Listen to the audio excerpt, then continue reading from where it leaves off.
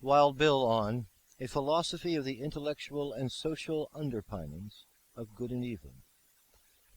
This following quote is taken from my fantasy novel, Bones of the Strigoi. Evil, I had discovered, could not share its knowledge with others freely.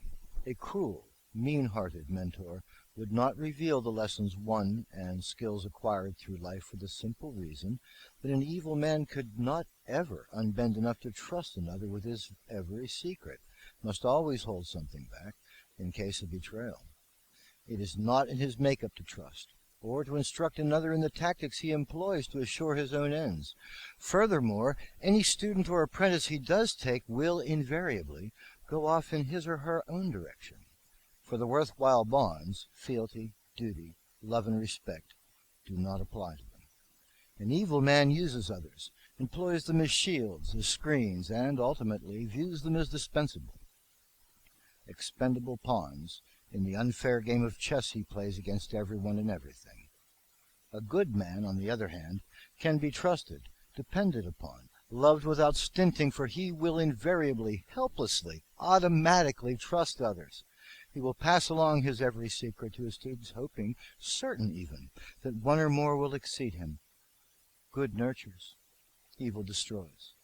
That is the difference between them, and that, in a nutshell, describes both their strengths and weaknesses. End quote.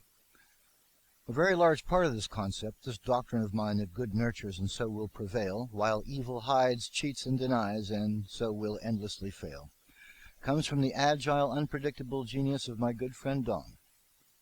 My friends, as it turns out, are the heroes. I am but their sage and chronicler.